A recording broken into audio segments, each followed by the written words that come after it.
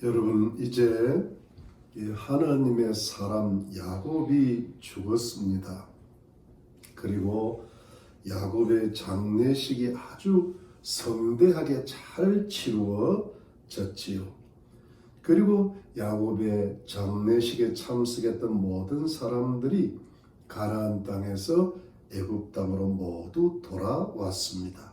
이것으로 야곱의 일생이 모두 마치게 된 것입니다. 그런데 어떤 일이 생겼습니까? 그것은 요셉의 형들의 두려움이 생긴 겁니다. 어떤 두려움이었을까요? 그것은 아버지 야곱이 이제 죽었기 때문에 동생 요셉이 그동안 아버지 야곱이 살아 있었기 때문에 자신들, 형들이 오래전에 요셉에게 행하였던 악한 일 때문에 사실은 요셉이 자신들을 속으로 미워하고 원한이 깊었었지만 아버지 야곱 때문에 차마 보복을 하지 못하고 복수를 하지 못했던 일을 이제는 혹시 행하지 않을까라는 큰 두려움과 걱정이 생긴 것이지요. 그래서 형들이 요셉에게 미리 사람을 보냅니다. 그리고 아버지 야곱이 살아 계실 때에 자신들에게 말하기를, 자신이 죽거든 요셉에게 말하기를 형들이 행했던 죄와 허물을 용서하라고 말하라고 하였다는 것이죠. 즉 이것은 아버지 야곱의 말을 요셉에게 전함으로써 자신들의 과거의 잘못과 악행을 용서해 달라는 말을 전한 것입니다. 즉 요셉에게 용서를 구한 것이지요. 그런데 성도님들, 요셉의 반응이 무엇이었을까요? 요셉이 울었다고 했습니다. 여러분 16절 17절을 다시 보면요, 16절 17절에 보니까 요셉에게 말을 전하여 가로되 당신의 아버지가 돌아가시기 전에 명하여 이르시기를 너희는 이같이 요셉에게 이르라 내 형들이 내게 악을 행하였을지라도 이제 바라건대 그 허물과 죄를 용서하라 하셨다 하라 하셨나니 당신의 아버지의 하나님의 종들의 죄를 이제 용서하소서 하며 요셉이 그 말을 들을 때 울었더라. 이렇게 되어 있습니다. 여러분, 요셉이 울었다고 했는데 왜 요셉이 울었을까요? 만일 요셉이 마음속 깊이 벌써 오래전부터 형들을 진심으로 용서하는 마음이 없었더라면 요셉은 형들이 사람을 시켜서 용서를 구하는 말을 들었을 때 아마도 울지는 않았을 겁니다.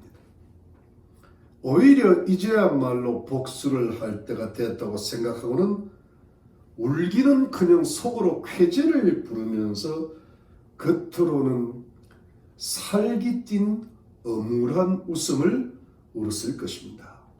여러분 좀 재밌게 하자면 허허허허 때가 왔다 이래서 웃을 겁니다. 그러나 요셉은 울었습니다. 왜 울었을까요? 요셉이 왜 울었을까요? 그것은 이미 요셉이 형들을 용서했기 때문이죠. 요셉은 형들이 지난날에 자신을 죽이려고 했고 가까스로 노예로 팔았던, 그래서 자신이 그것 때문에 무지하게 고생을 했던 일들을 이제는 다 잊어버리고 형들을 진심으로 용서하고, 그래서 지금까지 그 형들과 가족들을 애굽에서 정성껏 돌보아 주었습니다. 요셉에게는 이미 다 지나간 옛날 일이 되었죠. 요셉은 다 용서했지요. 그러나 형들에게는 지나간 일이 아니었던 겁니다. 형들은 여전히 기억을 하고 있었죠. 형들은 자신들이 요셉의 용서를 받지 못했다고 생각을 하고 있었습니다. 그러니까 지금에 와서 요셉에게 용서를 구하고 있는 것입니다. 사랑하는 성도님들, 여기 어떤 아이러니가 존재합니다. 요셉은 용서를 이미 했죠. 이미 지나간 일이 되었습니다. 그런데 형들은 용서를 받지 못했다고 생각을 합니다.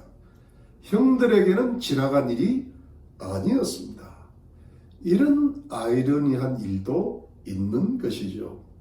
그럼 여러분, 이런 좀 모순된 상황, 아이러니를 어떻게 해결할 수가 있는 것일까요? 어떻게 형들의 입장에서 요셉의 용서를 확인하고 확신할 수가 있는 것일까요? 어떻게 형들도 요셉처럼 과거의 악행을 지나간 과거의 일로 다 잊어버릴 수가 있는 것일까요? 그것은 자신들이 더욱 적극적으로 요셉에게 용서를 구함으로 해결을 받는 길을 모색했던 겁니다. 여러분 18절에 다시 보면, 18절에 그 형들이 또 친히 와서 요셉의 앞에 엎드려 가로되 우리는 당신의 종인이다. 여러분, 이것이 무슨 뜻인가 하면요, 형들이 사람을 보내어 아버지 야곱의 말을 근거로 해서 요셉에게 용서를 구하였는데, 요셉이 그냥 우니까, 요셉이 그냥 울기만 했다고 하니까 자신들이 요셉의 마음을 괜히 불편하게 하고 요셉의 심기를 괜히 건드렸다고 생각을 해서 이러다가는 정말 안 되겠다고 생각하고, 혹시 잘못되면 진짜 복수를 당하겠다고 생각을 했는지 너무 걱정이 되어서 이번에는 자신들이 친히 요셉에게 와서 요셉의 발 앞에 엎드려서 정말 겸손하게 당신의 종인이다라는 말을 하면서 자신들의 지난날의 죄를 용서해 주시라고 간청을 했던 것이죠. 그러니까 이때 보니까 정말 형들이 직접 간절히 겸손하게 용서를 구하는 장면입니다. 그러면 여러분, 요셉의 형들이 요셉에게 직접 와서 이렇게 엎드려 요셉에게 용서를 구한 것이 과연 잘한 일일까요? 잘못된 일일까요? 아니면 그렇게까지 할 필요가 없는 일을 했던 것일까요? 여러분 어떻게 생각하십니까? 성도님들, 저는 이것이 아주 잘했던 일이라고 보는 것입니다. 왜냐하면 이런 거죠. 요셉은 이미 용서를 했어요. 그러나 형들에게는 자신들이 용서를 받았다는 확신이 없습니다. 그래서 두렵고 떨렸거든요. 물론 자신들은 이미 용서를 받았습니다. 그러나 형들이 용서를 받았다는 확신이 없었습니다.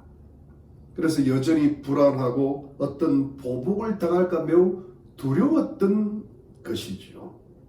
그러면 여러분, 형들이 이것을 해소하고 해결할 수 있고 과거를 청산할 수 있던 길이 무엇이었을까요? 그것은 다시금 용서를 구하는 것이었어요. 용서를 받았다는 확신이 들 때까지 용서를 구하는 것이었어요.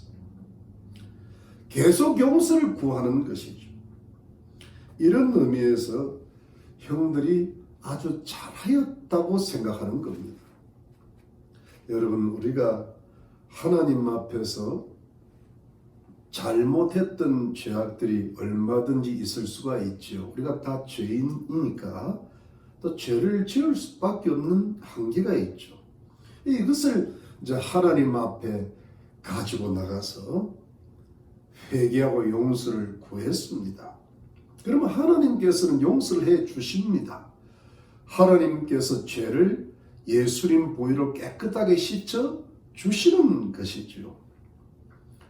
그러나 사랑하는 성도님들, 하나님께서 우리를 용서해 주셨지만 우리의 약한 양심이, 우리의 상해에 있는 감정 상태가, 또 우리의 적은 믿음이 하나님의 용서를 전적으로 온전히 받아들이지 못할 경우도 있거든요.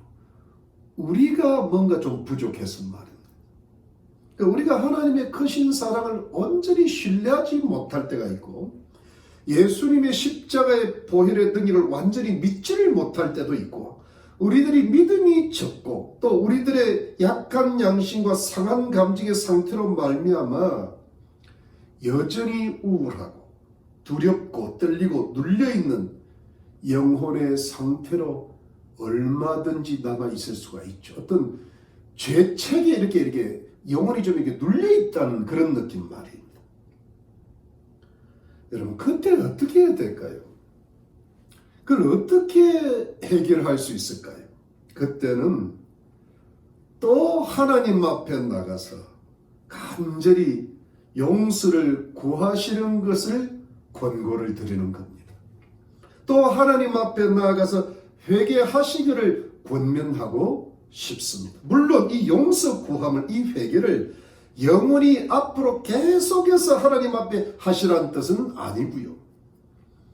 그러나 저는 이것이 하나님 앞에 잘 하시는 것이라고 생각을 합니다. 왜냐하면 이렇게 하나님 앞에 엎드려서 겸손히 간절히 기도하면서 용서를 구할 때에 그 용서를 구하는 과정 속에서 성도가 하나님과의 진실한 교제를 이루어가게 되고, 그 교제하심을 통하여서 하나님의 성령의 은총 가운데서 점점 하나님을 향한 믿음이 강해지고, 그 양심이 더 강해지고 하나님의 사랑이 느껴지고 예수님의 보혈의 능력의 크심을 믿는 순간들이 생기게 됨으로써, 그러면서 점점 하나님께서 자신의 지은 모든 악한 죄들을 다 용서해 주셨고 자신을 있는 모습 그대로 받아주시고 죄책으로부터 해방을 시켜주시고 죄로부터 자유케 하시는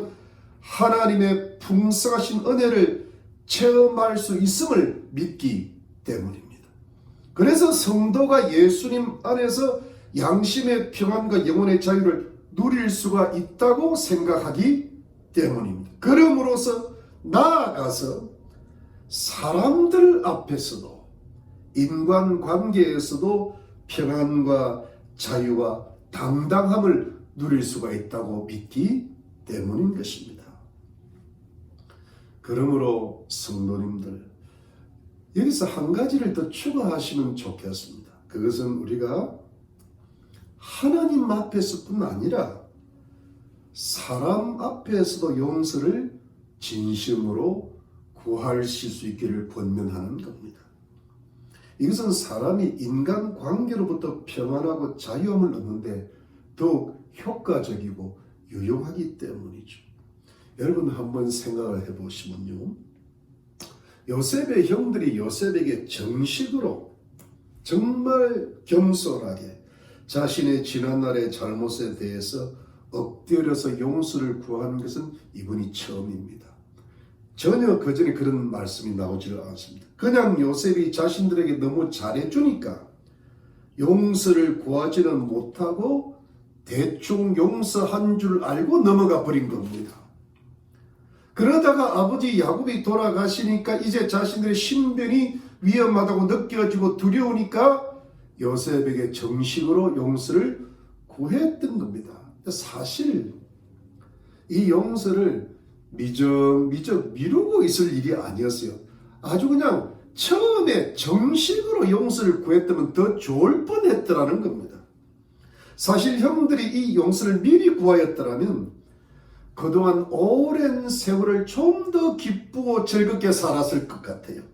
요셉을 보아도 늘 즐거웠을 거예요. 요셉과의 관계도 더 좋았을 것입니다. 그리고 이제 와서 이렇게 마음 졸일 필요도 없었을 거예요. 이렇게 우리 아버지가 이 야곱이 돌아가시기도 전에도요, 우리 아버지 돌아가면 우리 운명이 어떻게 될까, 이런 걱정을 했을 것 같습니다. 근데 미리 용서를 구했더라면, 요셉과의 관계가 청산되었더라면 훨씬 아름다운 삶을 살았을 수 있을 것입니다. 그러면서 여러분, 사람이 사람에게 잘못한 것을 정식으로 엎드려서 겸손한 마음으로 용서를 구한다는 것은 참으로 권장할 만한 아름다운 일입니다. 이것은 너무나 잘하는 일입니다. 이것을 한번 꼭 해보시기를 권면하고 싶습니다. 그래서 우리 성도님들이 하나님 앞에 간절히 기도하면서 사람에게 자신이 잘못한 일에 대해서 용서를 구했을 때 대개가 상대방 사람의 진심 어린 용서를 받게 된다고 생각합니다. 그리고 그 사람의 용서를 확인하고 확신하게 되고 무거운 죄책감과 두려움으로부터 해방을 이루어 나가는 것이죠. 그러면서 과거에 무겁고 어두웠던 인간관계의 짐을 청산하고 벗어나고 나서 이제부터는 미래에 새롭고 밝은 인간관계를 형성하고 쌓아나갈 수가 있는 것입니다. 그러면서 하나님께서 이렇게 하나님 앞에 또 사람에게 진심으로 용서를 구하는 사람을 축복하시고 그동안 매여 있었던 쇠사슬 같은 무거운 끈들을 끊어주시고 그 성도의 앞날의 길을 환하게 밝혀주신다고 믿는 것입니다.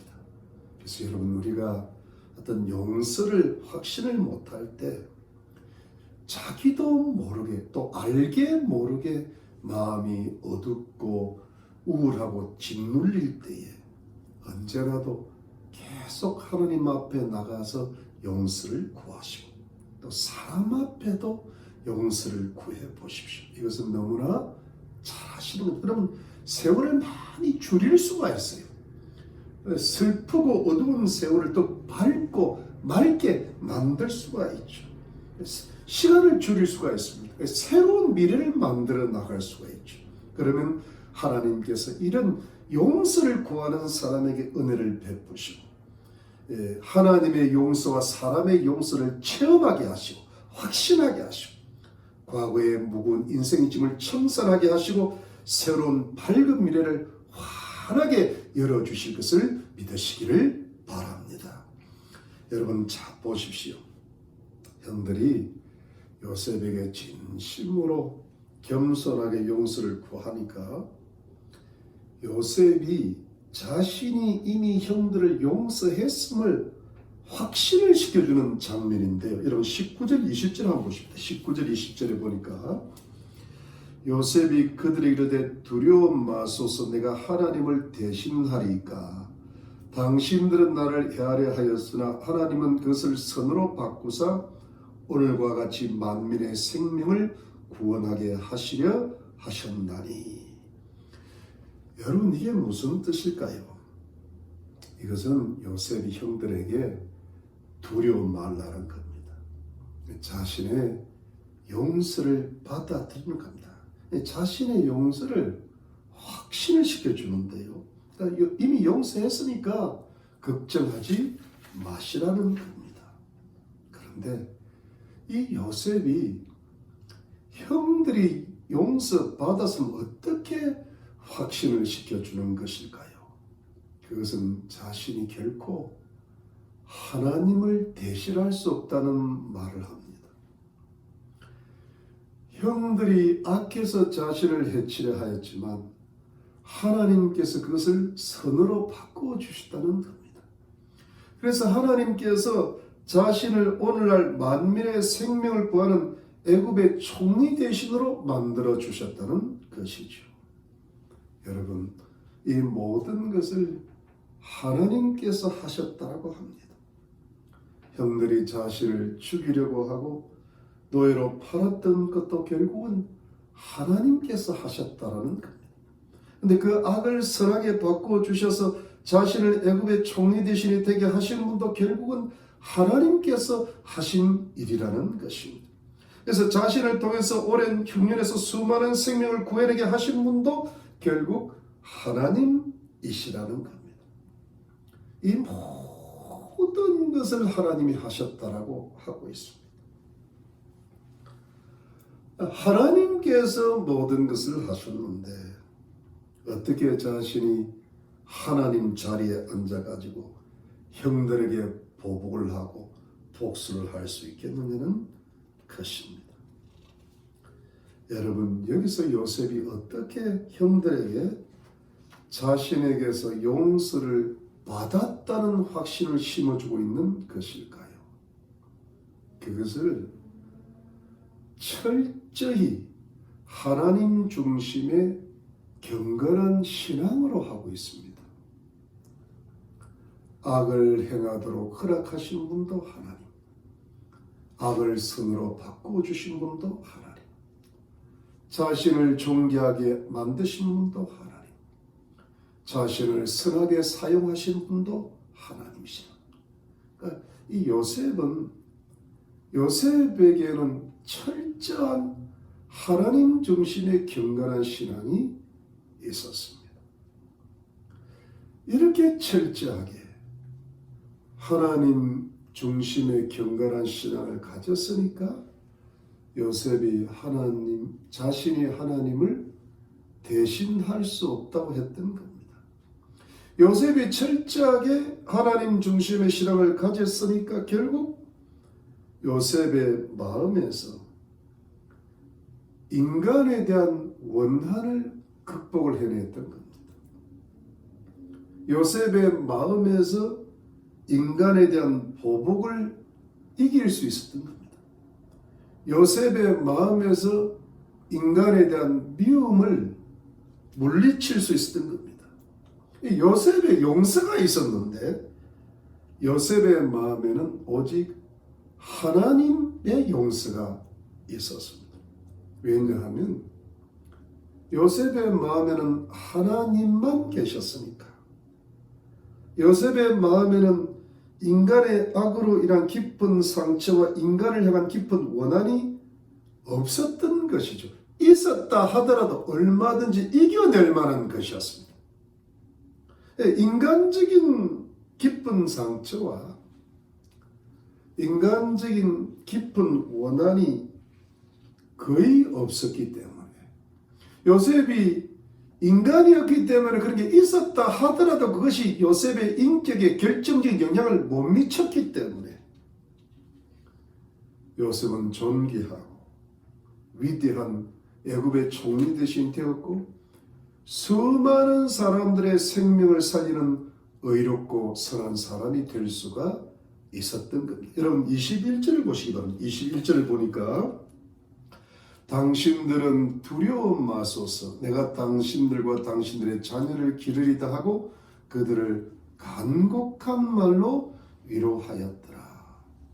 여러분 내가 당신들과 당신들의 자녀들을 잘 돌봐주겠다는 겁니다. 그러니 두려움 말고 걱정하지 말라는 거죠. 이것은 오히려 요셉이 형들을 간곡한 말로 위로를 했다는 것인데요. 이것은 요셉이 진심으로 형들을 용서하였다는 것을 확인시켜주고 각인시켜주는 말이었죠. 여러분 이거 보면 요셉의 마음이 아주 따뜻했다는 것을 가리키고 있습니다. 여러분 이 형들이 요셉의 이 간곡하고 따뜻한 위로의 말을 듣고는 비로소 요셉이 진심으로 자신들을 용서했다는 것을 깨닫고는 그 두려움이 사라졌을 겁니다. 그리고 이제야 형들은 오랜 죄책감으로부터 해방되고 비로소 자유와 평안을 누릴 수가 있었을 것입니다. 그리고 그들은 애굽 땅에서 요셉의 보살핌 속에서 너무나 기쁘고 즐겁게 살았을 것입니다. 형들은 요셉을 너무나 존경하면서 요셉의 신앙을 본받아서 이제부터 온 형제가 하나가 되어서 서로 사랑하면서 하나님 나라의 공동체인 이스라엘 민족으로 아주 아름답게 점점 자라나갔을 것입니다. 그야말로 하나님의 나라가 이루어져 나가는 것이죠. 여러분 이렇게 요셉이 선하고 의롭고 존귀한 사람이 되어 세상 사람들의 생명을 구하고 하나님 나라의 공동체인 이스라엘 공동체를 애굽에서 발전시키는 데 쓰임받은 하나님의 거룩한 사람이 된 이후에는 아주 중요한 요소가 들어있죠. 그것은 여러분 요셉의 마음에 인간에 대한 원망이나 원한, 미움, 상처, 고통, 마음에 쓴 뿌리가 없었다는 뜻이죠. 즉 요셉의 영혼이 매우 성숙했다는 것. 요셉의 정신 건강이 아주 좋았다는 것. 그래서 이 수많은 사람들을 사랑하고 살리고 돌보았다는 그런 뜻이죠. 여러분 요셉이 얼마든지 상처를 받을 수 있는 사람이고요. 마음의 쓴뿌리가 깊을 수도 있고, 왜냐하면 누구보다 배신도 많이 받고 누구보다 큰 고통을 겪었고, 그러면 이런 사람들은요, 이것이 잘못되었을 경우에 총리 대신이 되었다 하더라도 자신만의 야심을 위해서 다른 사람을 이용하고 죽이고, 그리고 아주 잘못된 지도자가 얼마든지 사람을 살리는 사람이, 사람 죽이는 사람이 얼마든지, 그런 지도자들이 지금 이 세상에 얼마나 많습니까? 예? 저 북한에도 있고, 예? 대한민국에 있고, 미국에도 있고, 전 세계에 있고, 예? 이 뭐가 잘못된 어떤 정신 세계를 가지고 있기 때문에, 어찌 보면 그것을 그 어떤 어릴 때부터 상처라든가 어떤 잘못된 인간관계로 말미암아 맺힌 원한을 그런 식으로 풀어나간다고 할 수가 있죠. 어떤 보복과 복수의 어떤 다른 어떤 면이라고 할 수 있는 거죠.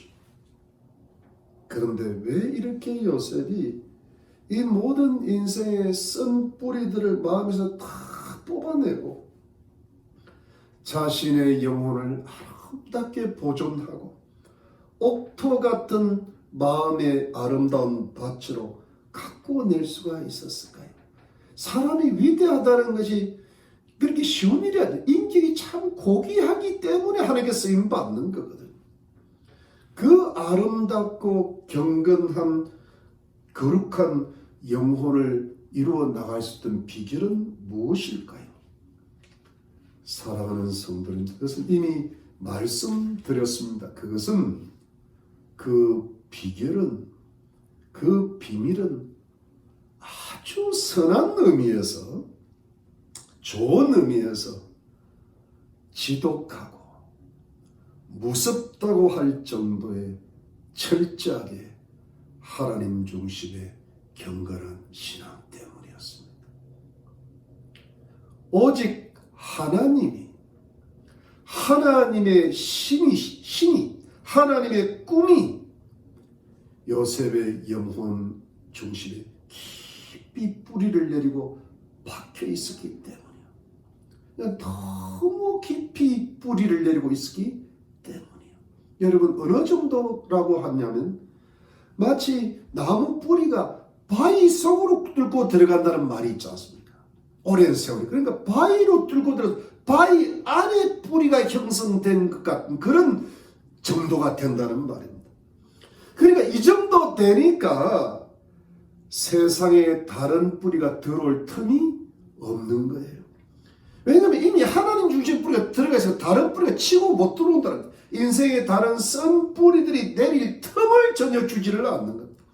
썬 뿌리가 있었다 하더라도, 생겼다 하더라도 하나님 중심의 경건한 신앙의 뿌리가 워낙이 강하고 힘차게 심지고 뿌리 내리니까 세상에서 생길 수 있는 인생의 썬 뿌리들이 그냥 뽑혀 나가더라는 말씀이죠. 그러니까 요셉은 하나님의 참으로 달고 단 강한 뿌리로 세상에 쓰고 쓴 독한 뿌리들을 뽑아내고 밀어냈다고 믿는 것입니다. 그래서 요셉의 영혼은 철저하게 지독하게도 하나님 중심의 신앙을 가졌던 것입니다. 그래서 여러분 창세기 45장 7절에 8절에 보니까 하나님이 큰 구원으로 당신들의 생명을 보존하고 당신들의 후손을 세상에 두시려고 나를 당신을 앞서 보내시나니 그런즉 나를 이리로 보낸 자는 당신들이 아니요 하나님이시라. 하나님이 나로 바로의 아비를 삼으시며 그 온 집의 주를 삼으시며 애굽 온 땅의 치리자를 삼으셨나이라고 하였습니다. 사실은 실상은 현실은 요셉을 애굽으로 보낸 자들은 누가 봐도 형들입니다. 사람은 이거는 다 아는 사실입니다. 그러나 성도 요셉은 형들이 아니라는 겁니다. 이거는 눈으로 손바닥을 가리는 게 아닙니다. 정말 요셉은 그렇게 믿고 있는 겁니다. 사람들이 아니라 하나님께서 자신을 애굽으로 보내셨다고 하는 겁니다. 여러분, 이쯤 되면 요셉의 신앙 상태가 어떤 겁니까? 요셉의 정신 상태가 어떤 겁니까? 좀 죄송하지만 요셉은 미쳐버린 겁니다. 근데 누구한테 미쳤습니까? 하나님께 미친 겁니다. 이것은 요셉이 이상한 광신도라는 뜻이 결코 아니에요. 이것은 요셉이 철저하게 지독할 정도로, 무서울 정도로, 이 세상이 감당하지 못할 정도로, 형들에 대한 미움이 들어오지 못할 정도로 하나님 중심의 경건한 신앙을 가진 사람이었다는 뜻입니다. 그러니까 요셉의 마음에는 오직 하나님으로만 가득 차 있었다는 겁니다.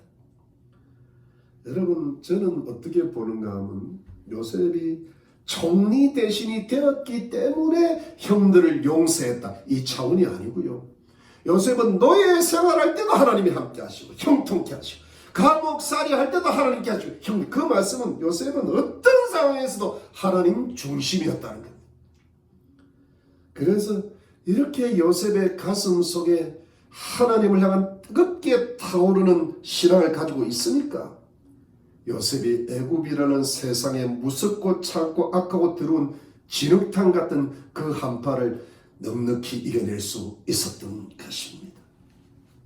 여러분, 우리가 세상을 살면 세상 사는 것이 때로는 무섭게 느껴지고 또 세상이 돌아가는 것이 참 혼란스럽고 너무 악이 많아서 더럽기가 짝이 없고 잔인하기 짝이 없는 사람들도 보고요. 또 세상이 야박하잖아요.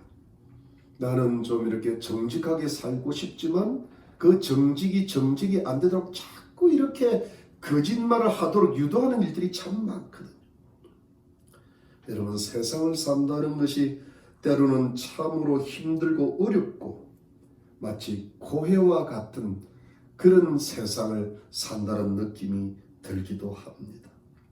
그래서 여러분, 사람이 세상을 살려면 세상과 더불어 살기도 하고 또 세상을 좀 즐기기도 하고 세상을 누리기도 하고 세상에서 천년만년 살 것처럼 쌓고 살기도 해야 그나마 이 피곤하고 바쁘고 악착같은 세상에서 세상 사는 맛이 그럭저럭 나는 것일 것 같은데, 여러분, 우리가 하나님을 믿고 회개하고 예수님을 믿은 구원받은 하나님의 백성들로서 이제는 세상에 속한 존재가 아니고 하나님께 속한 존재들이고 예수 그리스도의 오심을 예비하면서 천국의 영생을 소망하면서 이 땅을 살아가는 천국 시민권을 가진 성도들로서 이 세상을 살아가는데, 이 세상을 산다는 것이 사실 얼마나 힘들까요? 그러면서도 이 악하고 이 야박하고 혼란한 세상에 물들지 않고 빠져들지 않고 그러면서 세상을 이기고 어떻게 정말 하나님 백성으로서 우리 영혼이, 우리의 삶이 아름답고 경건하고 고결함을 보존하면서 우리의 인생을 하나님께 영광을 올려드리고 오직 하나님께서 주시는 축복과 보호 가운데 살아갈 수가 있을까요? 여러분, 그것은 다른 것이 있을 수가 없는 겁니다. 다른 것 가지고는 이 세상의 유혹과 타락과 또 어떤 이 세상 사람들이 주는 어떤 사상과 이데올로기를 이겨낼 수가 없습니다. 이 세상의 것을 가지고는 이 세상의 것을 이겨낼 수가 없다는 겁니다. 오직 철저하고 지독할 정도로 하나님 중심의 경건한 신앙을 해야 이길 수가 있는 줄로 믿는 것입니다. 이것이 여러분 한 400년, 500년일에 종교 개혁을 시작했던 그 개혁 신앙을 가진 신앙인들의 영혼이었고 우리 믿음의 조상인 청교도들의 영혼이었어요. 그들의 경건이 그렇게 지독했습니다. 그렇게 하나님 중심이었습니다. 그래서 성경 요한일서 4장 10절에 보니까 대적 하나님께로 난 자마다 세상을 이기느니라. 세상을 이기면 이것이니 우리의 믿음이라고 하였습니다. 이 믿음이 그냥 믿음이 아니고요. 진짜 하나님 중심의 철저한 믿음이라야 이 악하고 강한 세상을 이겨낼 수 있다는 그런 뜻이죠. 이것은 무슨 뜻입니까? 내가 아니라 하나님이라는 겁니다. 당신이 아니라 오직 하나님이라는 겁니다. 사건이 아니라 오직 하나님이시고 재수와 운명이 아니고 오직 하나님이시고 내 생각이 아니고 세상의 사상과 사람들의 뜻이 아니고 오직 하나님의 말씀과 뜻이라는 겁니다. 어떤 일이 생기도 어떤 사건이 생기도 어떤 사람을 만든 어떤 경우를 당하여도 우리가 바라볼 수 있는 것은 오직 하나님이시라는 겁니다. 하나님만 바라보시라는 겁니다. 왜 하나님만 바라보시라는 겁니까? 그것은 하나님께서 모든 악을 모든 선으로 바꾸시기 때문인 겁니다. 하나님께서 모든 것을 합력하여 선을 이루실 것을 믿기 때문입니다. 하나님께서 내가 생각하고 계획하였던 것보다도 훨씬 더 좋은 것으로 바꾸시고 채워주실 것으로 믿기 때문입니다. 여러분, 에스더가 죽으면 죽으리라 하고 하나님 앞에 나아갔을 때 자기들을 죽이려고 하는 대적 하만을 오히려 죽이는 역사가 나타나고 역전이 나타나고 오히려 유대인들이 존경을 받는 역사가 일어났던 것처럼 말입니다. 그러므로 사랑하는 성도, 우리가 세상에서 어떤 환난과 고통을 당하더라도 그것은 하나님께서 나의 신앙과 인격적 성숙을 위하시고 또 나의 유익과 존귀를 반드시 주시기 위해서 또 내가 하나님께 귀하게 쓰임받고 하나님께 영광을 돌리기 위한 도구가 되도록 하시기 위해서 또 나를 하나님께서 가장 좋은 것으로 축복하시기 위해서 그렇게 하셨다는 것을 철저하게 지독하게 뜨겁게 무서울 정도로 믿으시기를 바랍니다. 이것이 하나님 중심의 신앙입니다. 이것이 철저한 하나님 중심의 경건한 신앙인 것입니다. 여러분, 우리가 하나님을 믿어도 이것이 잘 안 되는 이유가 철저하지를 못해서 그래요. 그리고 믿음이 적어서 그렇고 뿌리가 깊게 들어가지를 못해서 그래요. 여러분, 그 있잖아요. 아무리 폭풍이 불어도 500년, 1000년 되는 나무는 뿌리가 너무 깊다 보니까 뽑혀지지를 않잖아요. 세파가 그렇게 불고 욕이 아무리 많고 어떤 일이 닥치더라도 내 신앙의 뿌리를 하나님 말씀에 깊이 내고 경건한 신앙의 뿌리를 내리면 어떤 상황도 이겨낼 수 있는 줄로 믿으시기를 바랍니다. 그럴 때 여러분, 요셉이 하나님 중심의 철저한 신앙으로 살았을 때 하나님이 주시는 엄청난 크신 축복을 받았던 것처럼 우리가 한평생 하나님 중심으로 철저하게 신앙으로 살면은 요셉과 같은 어마어마한 크신 축복을 받으실 줄로 믿으시기를 주의 이름으로 축원하는 것입니다. 사랑하는 성도는, 이제 요셉은 죽었습니다. 요셉의 나이가 110세였어요. 요셉도 아버지 야곱과 마찬가지로 자신의 몸이 가나안 땅에 묻히기를 소원하였습니다.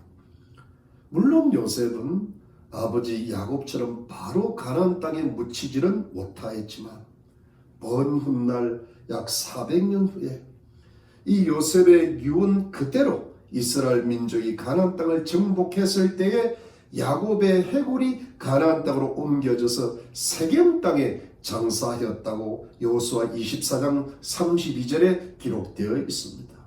사랑하는 성도는, 이것은 무엇을 말해주는 것일까요? 요셉도 아버지 야곱의 신앙을 계승해서 하나님께서 반드시 이스라엘 민족을 가나안 땅으로 인도하시고 이스라엘 민족에게 가나안 땅을 주실 것이라는 하나님의 약속을 철저히 믿었기 때문입니다. 그 믿음의 증거로서 자신이 가나안 땅에 묻히기를 간절히 소원했던 것이지요. 사랑하는 성도님, 오늘로 창세기 강해를 마치게 됩니다. 아담에서부터 노아까지, 또 아브라함과 이삭과 야곱과 요셉의 세계를 마치면서 이들이 어떻게 세상을 살다가 어떻게 죽었다는 이 성경의 스토리를 보면서 사랑하는 성도님들, 우리가 창세기에서 또 이들에게서 배운 하나님의 뜻은 무엇일까요?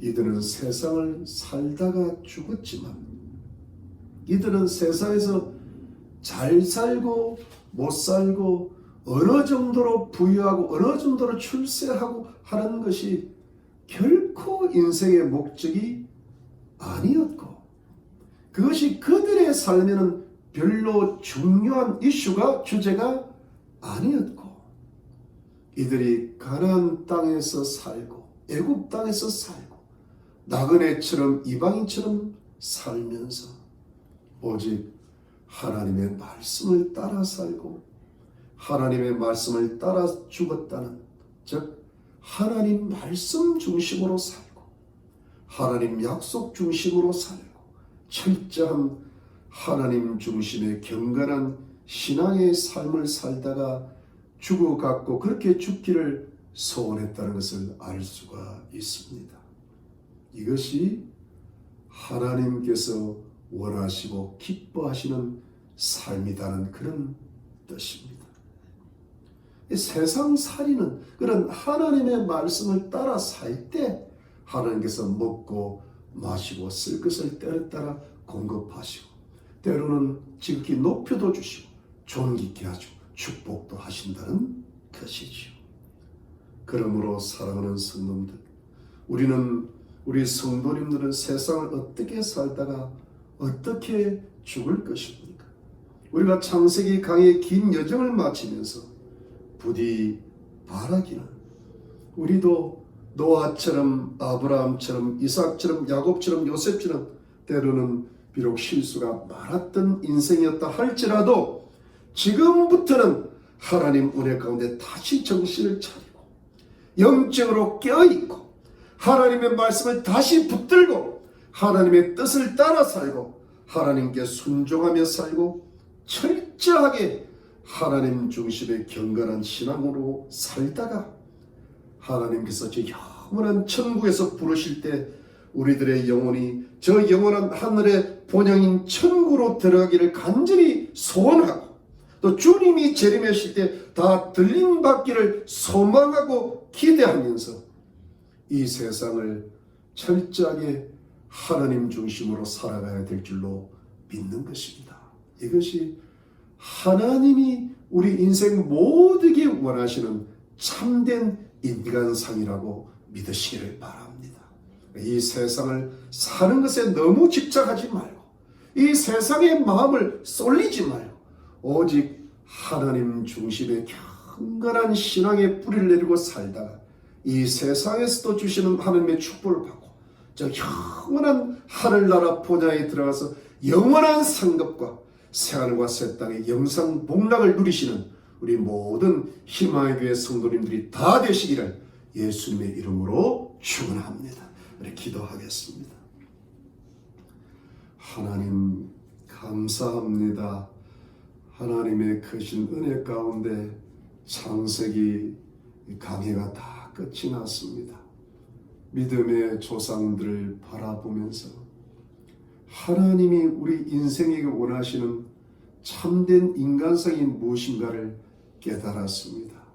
죄악과 허물과 실수가 많았음에도 불구하고 다시 정신을 차리고 다시 깨어서 하나님 말씀 붙들고 순종하다가 결국은 하나님의 거룩한 사람이 되고 영원한 본향을 향하여 나아갔던 그 거룩한 하나님 백성들의 삶을 본받아서 하나님, 우리가 이 세상이 참으로 차갑고 험하고 고달프다 하더라도 이 세상에 정들지 말고 이 세상 사랑하지 말고 오직 하나님 사랑하다가 철저히 하나님 중심으로 살다가 하나님께 영광 올려드리고 저 영원한 천국으로 들어가는 하늘의 상급을 쌓는 복된 성도들로 만들어 주시옵소서.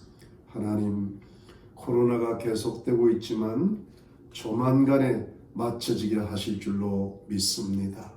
우리 희망교회 성도님들 항상 지켜주시고 영혼이 잘 되게 하시고 마귀로부터 지켜주시고 세상으로부터 지켜주시고 또 육신에 강건하게 하시고 필요한 물질도 넉넉히 채우시고 우리 아이들도 항상 보호하시고 재능과 지식을 다하시고 하나님을 경외케 하여 주시고 우리 부모, 형제, 친척들, 우리 배우자들, 자녀들 하나님 은혜 가운데 꼭 붙들어 주셔서 저들도 하나님을 경외하는 믿음의 백성들로 만들어 주시고 하늘 천국을 소망하는 구원받은 백성들로 만들어 주시옵소서. 감사합니다. 예수님 이름으로 기도드렸습니다. 아멘. 여러분 감사합니다. 이번 화요일 날에는 여러 가지 교회 문제로 한 주 쉴까 합니다. 그래서 우리 다음 주 화요일 날 모이도록 그렇게 하겠습니다. 여러분 백신이 여러 가지로 개발된다고 하니까 가장 좋은 걸로 때를 따라 맞으시면 좋겠습니다. 그래서 속히 모이실 수 있기를 바랍니다. 말씀과 기도에 힘쓰시고 항상 가족 구원과 이웃을 위해 기도하시기를 바랍니다.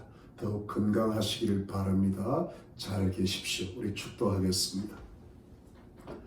지금은 예수 그리스도의 놀라우신 은혜와 하나님 아버지의 지극하신 사랑과 성령의 위로와 교통과 충만하심이 하나님 이 믿음이 적어지는 시대에 철저하게 하나님 중심의 믿음을 가지고 하늘을 소망하면서 하나님이 주시는 축복 속에서 보호 속에서 이 세상을 살아가기로 다짐하고 나아가는 하나님의 거룩한 백성들과 가족들과 이웃들 머리머리 위에 지금으로부터 영원토록 함께 계실지어다. 아멘.